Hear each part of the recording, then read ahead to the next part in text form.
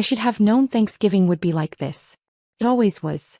My sister Jessica had arrived at Mom and Dad's house in her new Mercedes, the third luxury car she'd owned in as many years.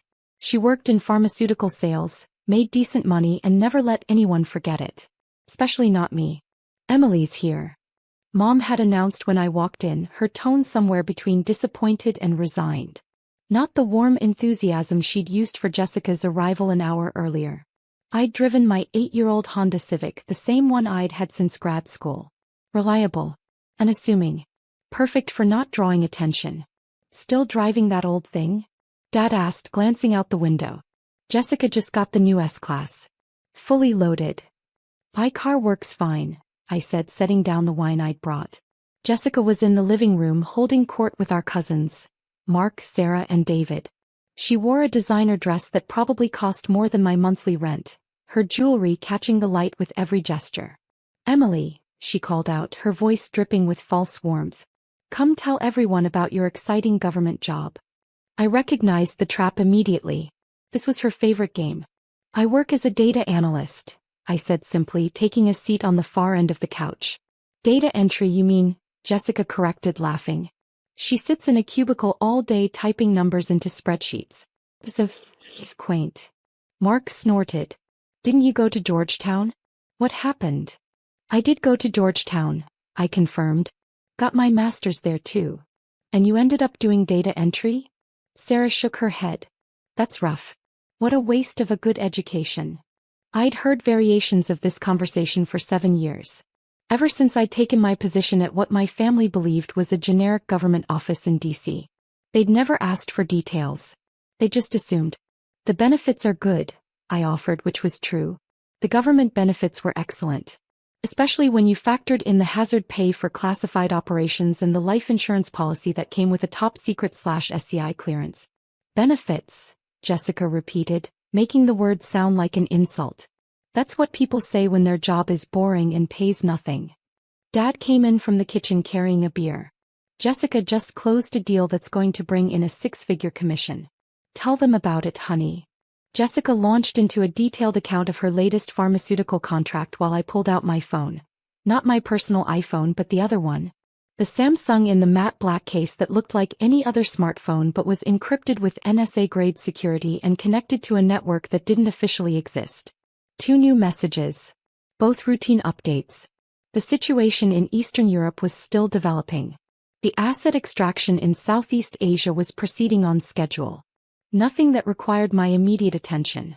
I put the phone away and tuned back into Jessica's story, something about hospital networks and procurement contracts and golf games with executives. "Meanwhile, Emily probably can't even afford to go out to dinner," Jessica finished, turning to me with mock sympathy. "Do you still have roommates in that tiny apartment?" "I live alone now actually," I said. "Moved to a new place 6 months ago." "Where?" Mom asked, suddenly interested. "Are you still in that sketchy neighborhood?" "Georgetown," I said. "Found a good deal." Jessica's eyebrows shot up. "Georgetown? Those apartments start at like $3,000 a month." I shrugged. "I got lucky."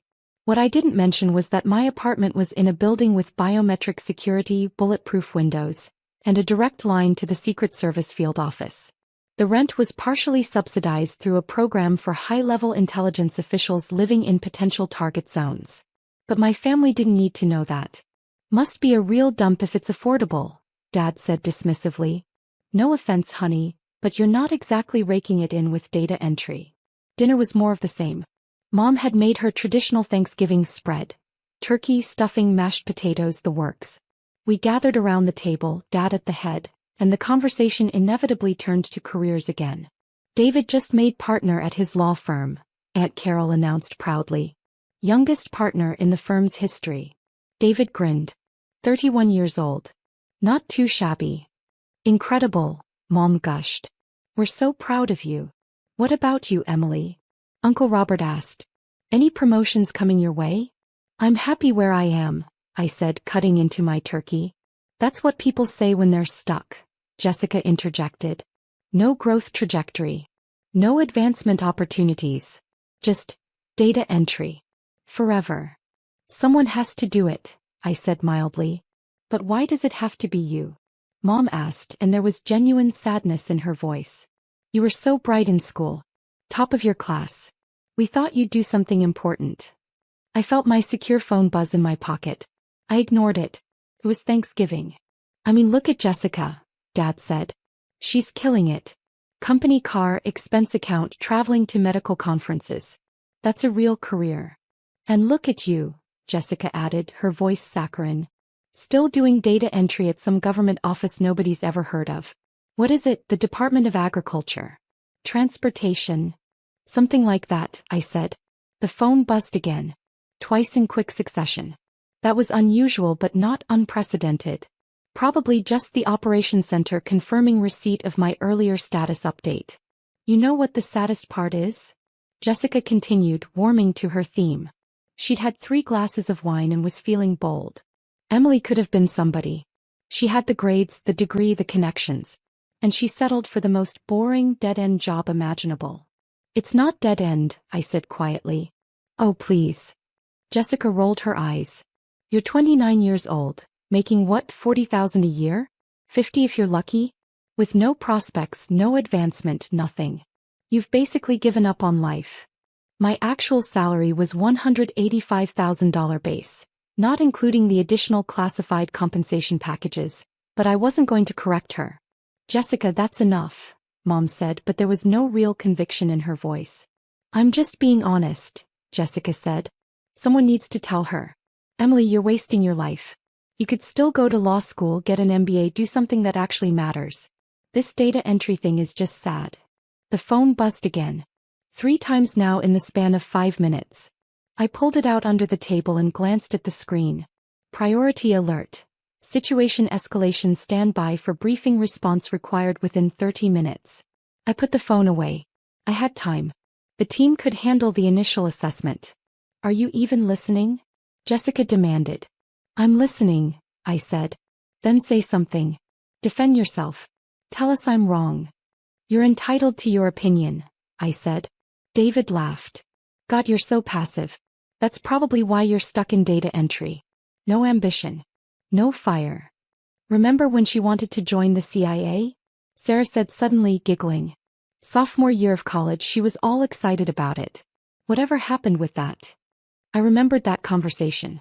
I'd been home for winter break, 19 years old and full of idealistic plans. I'd told them about the recruitment seminar, the application process, the rigorous background checks. They'd laughed then too. The CIA, Dad had said. Honey, that's for people in movies. Not real life. You're too soft for that, Mom had added. Too sensitive. You'd never make it through the training. I think she applied and got rejected, Jessica said now. Didn't you? And that's when you settled for data entry. The phone was buzzing continuously now. Not individual alerts. A sustained vibration that meant someone from the operations center was calling directly. Excuse me, I said, standing up. I need to take this. See? Can't even turn off her phone for family dinner, Jessica muttered. I walked into Dad's study, closing the door behind me. The name on the screen said Karen Martinez, which was the cover identity for the Joint Operations Center's watch commander. Director Chin, the voice said when I answered. Not Karen Martinez. Admiral James Holder, commander of U.S. Cyber Command and my direct supervisor. We have a situation. I felt my entire body shift into a different mode. The pleasant Thanksgiving fog evaporated instantly. Go ahead, Admiral. Chinese intelligence services have initiated a coordinated cyber attack on 17 critical infrastructure targets across the continental United States. Power grids, water treatment facilities, emergency services, communications. They're inside the systems. This is not a drill. I was already moving to Dad's computer, waking it up. When did it start? 18 minutes ago. We've activated DEFCON protocols. The President has been briefed and is en route to the Situation Room. We need you at the Pentagon immediately. I'm 40 minutes out minimum, I said, pulling up the secure access portal. Dad's computer wasn't cleared for classified networks, but I could access the basic threat board. The map was lit up like a Christmas tree, red indicators across the entire eastern seaboard. We have a helicopter en route to your location, Holder said. 12 minutes. And Director Chin? This is the one we've been preparing for. Everything you've built over the last 3 years. Now's when we find out if it works. It'll work, I said.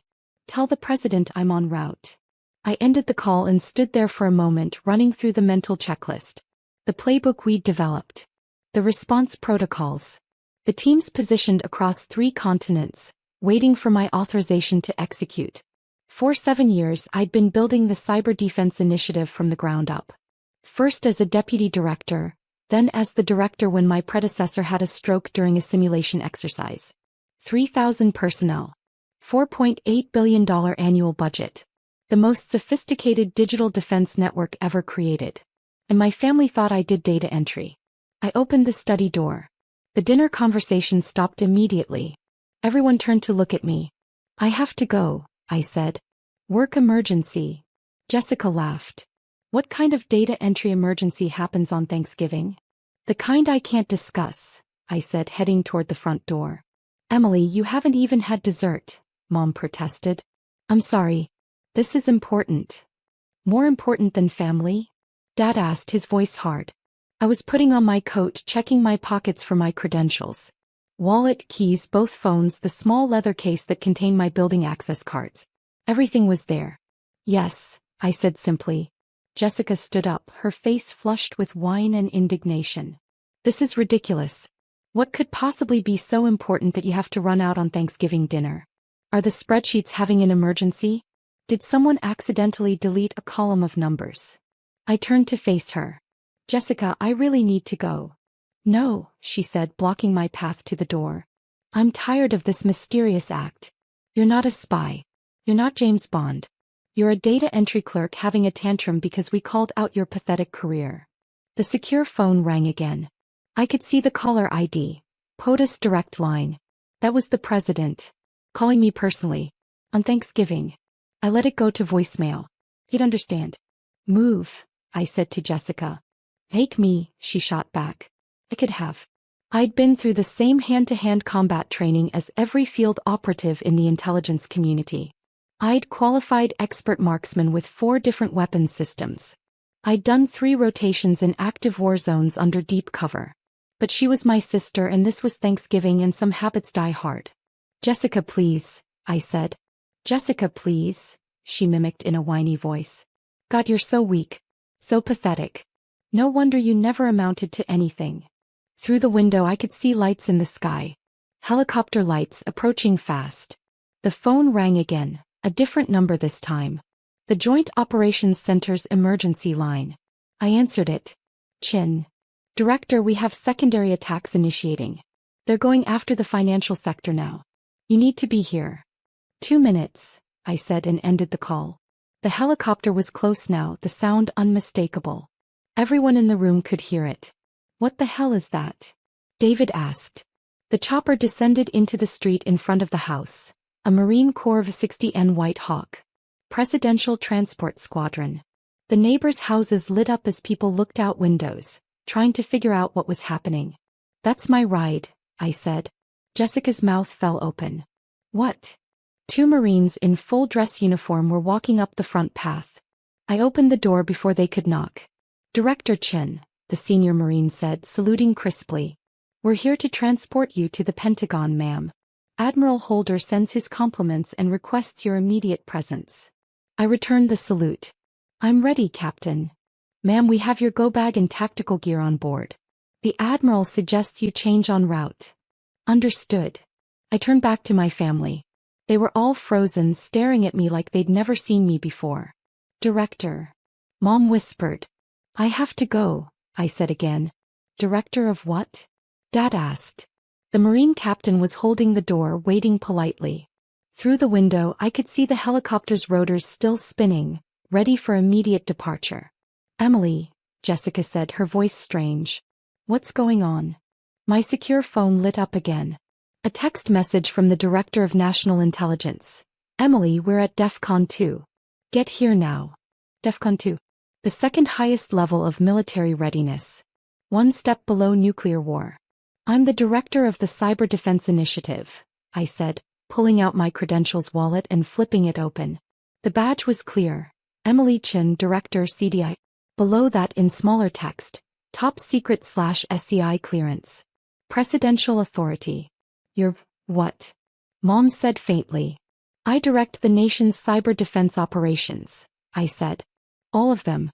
Every digital security protocol, every defensive system, every offensive cyber capability. 3,000 personnel report to me. When there's a cyber attack on the United States, I'm the one who coordinates the response. But, data entry. Jessica stammered. I never said I did data entry. You assumed that. I analyze data, yes. Intelligence data. Threat assessments. Attack vectors. That's different from data entry. Ma'am, the Marine captain said gently. We really need to go. Why didn't you tell us? Dad asked. Because it's classified, I said. I signed approximately 700 documents swearing I wouldn't discuss the details of my work with anyone who doesn't have appropriate clearance. That includes family. Director Chin, the captain said more urgently this time. The Admiral is holding a briefing for you.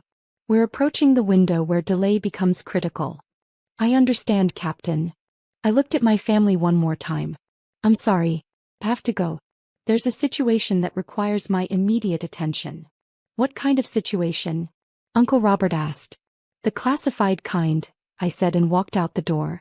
The Marine Corps helicopter crew had the door open, ready to go. I climbed aboard, strapped in and put on the headset. The captain was already coordinating with the pilot. Directors secure. All systems green. We are cleared for immediate departure to the Pentagon. Through the helicopter window I could see my family standing on the front lawn, staring up at us. Jessica looked like she'd been hit in the face with a brick. Mom had her hand over her mouth. Dad was just standing there, motionless. The helicopter lifted off, banking hard to the east. Within seconds we were over the Potomac, racing toward the Pentagon at maximum speed. Ma'am, the crew chief said, handing me a secure tablet. Latest threat briefing.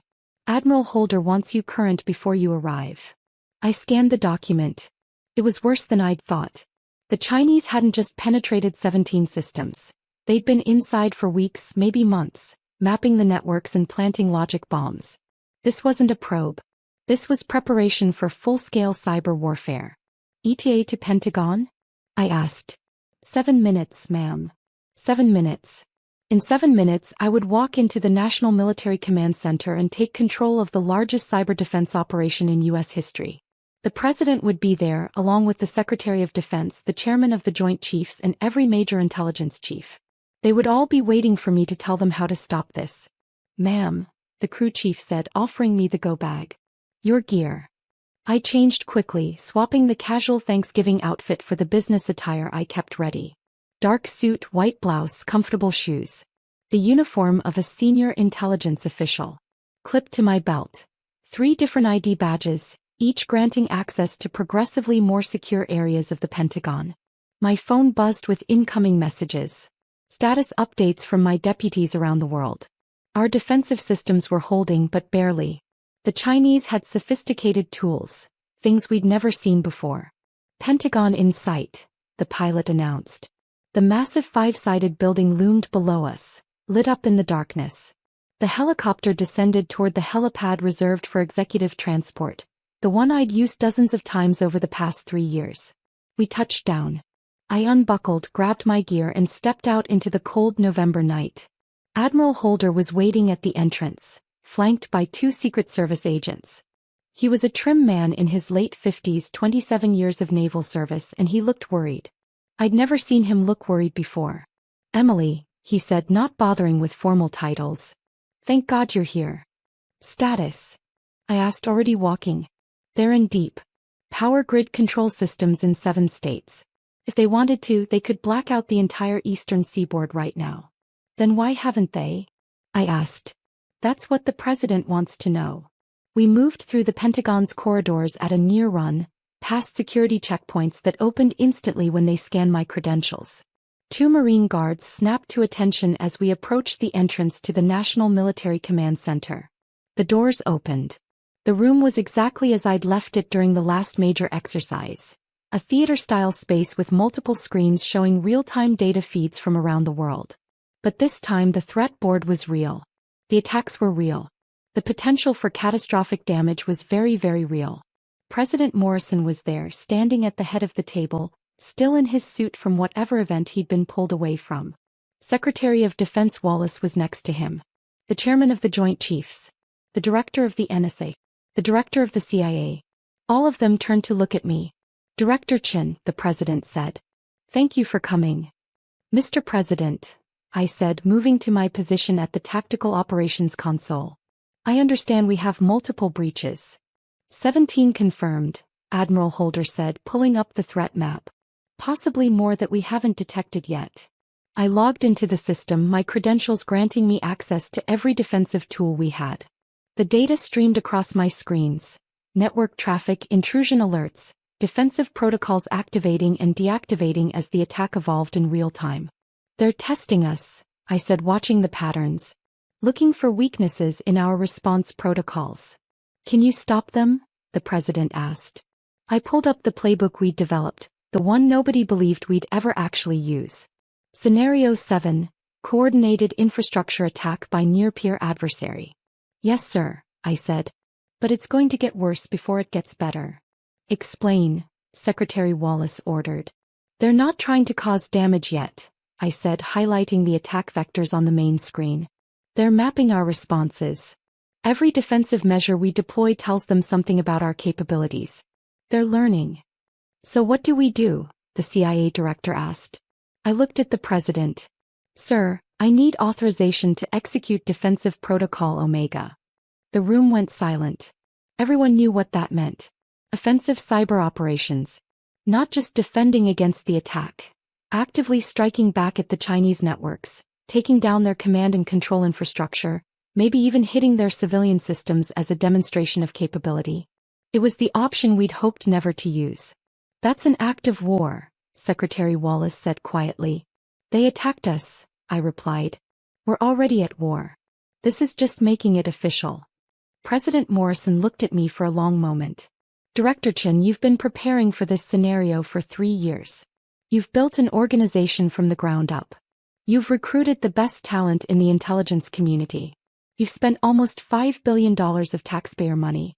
Now I'm asking you, are you confident that Defensive Protocol Omega will work? Yes, sir, I said without hesitation. I'm confident. Then you have my authorization, he said. Execute the protocol.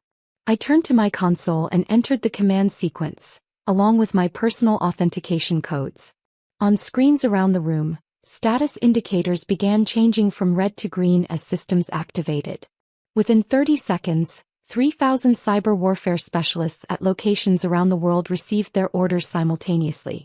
The largest coordinated cyber offensive operation in history had just begun.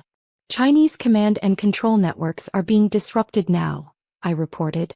We're severing their connections to the compromised systems. They're losing visibility. On the main screen, the attack patterns were already changing.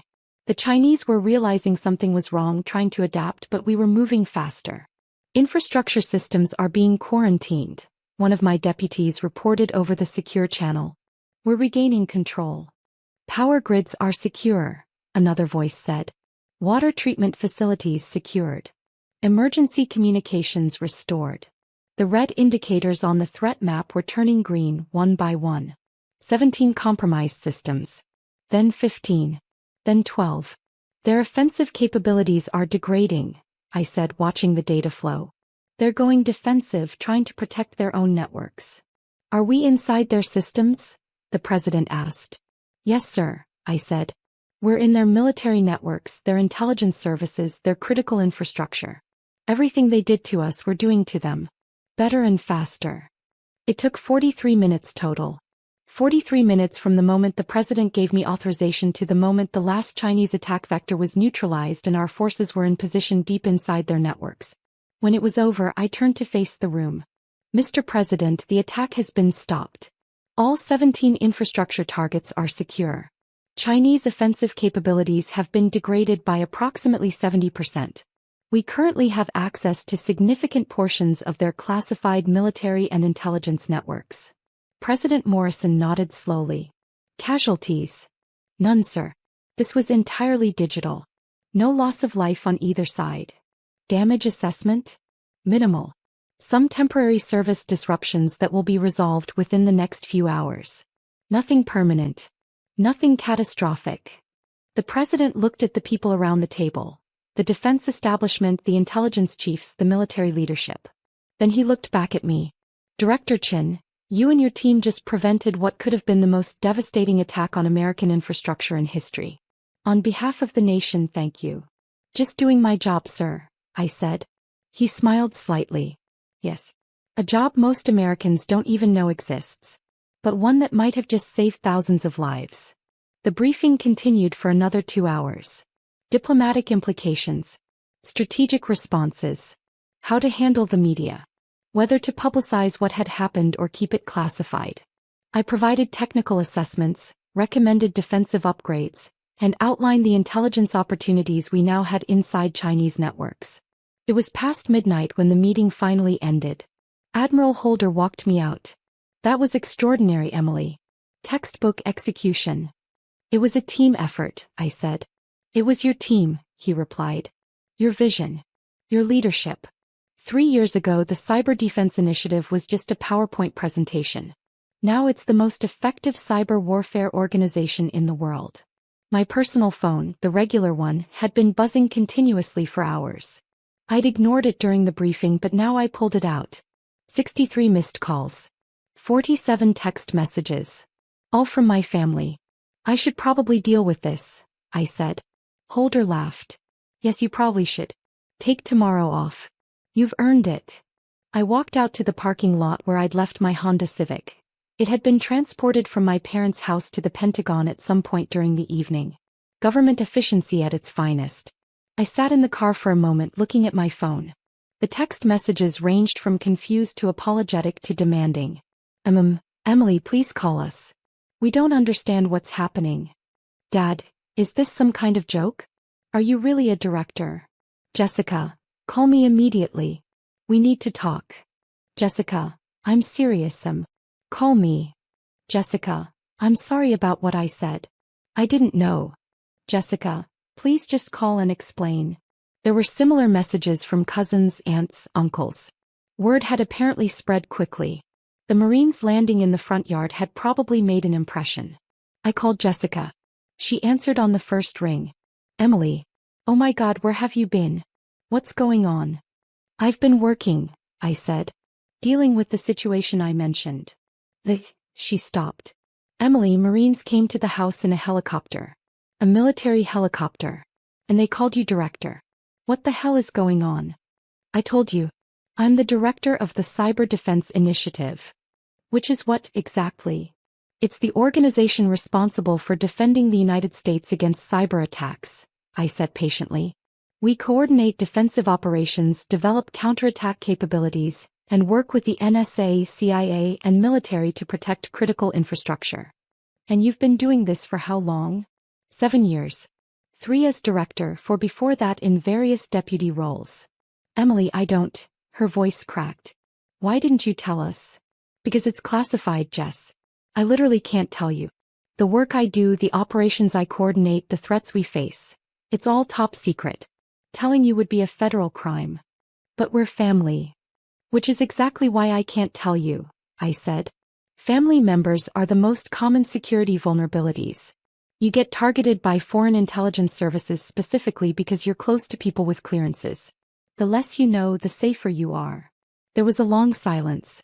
So when we were making fun of you for doing data entry, she said slowly, I was actually directing cyber defense operations for the entire United States. I finished. Yes. Oh my God. It's fine, Jessica. You didn't know. But for years we've been treating you like, she sounded like she was crying now. Emily, I'm so sorry. The things I said tonight, they were horrible. And all this time you were protecting the country, I said. Yes. Mom is freaking out. Dad doesn't believe it. He thinks it's some kind of elaborate prank. It's not a prank, I said. I can't give you details, but tonight there was a significant cyber attack on U.S. infrastructure. I coordinated the response. That's why I had to leave. Is the country safe? Yes, I said. We stopped it. Everything's fine. Another long pause. Can we see you? Jessica asked. Everyone's still here. They want to talk to you. I looked at the clock. It was almost 1 in the morning. I was exhausted, running on adrenaline and coffee. But family was family. I'll come by tomorrow, I said. I need to sleep first. Hey, yeah. Of course. She hesitated. Emily. Yeah. I really am sorry. For everything. Not just tonight. 4 years of being a terrible sister. We're good, Jess, I said, and I meant it. I drove home to my Georgetown apartment, the one with the bulletproof windows and biometric security. The building's night guard nodded at me as I walked through the lobby. Evening, Director Chin. Heard it was a busy night. You could say that, I said. Up in my apartment, I changed into comfortable clothes and stood at the window looking out at the city. Somewhere out there, power was flowing through grids that had almost gone dark. Water was being treated in facilities that had almost been compromised. Emergency services were communicating over networks that had almost been shut down. My phone buzzed one more time. A message from Admiral Holder. Chinese Foreign Ministry has requested an emergency call with State Department. They're backing down. Whatever you did tonight, Emily, it worked. Get some rest. You've earned it. I smiled and set the phone down. Tomorrow I would go back to my parents' house. I would explain as much as I was allowed to explain. I would probably field a lot of questions I couldn't answer and deal with a family who suddenly saw me very differently. But tonight I had done my job. I had protected the country. I had proven that the Cyber Defense Initiative wasn't just a bureaucratic exercise. It was a vital shield protecting American lives. And if my family finally understood that I wasn't just some data entry clerk wasting my Georgetown degree, well, that was just a bonus. I went to bed. I had a feeling tomorrow was going to be a very long day.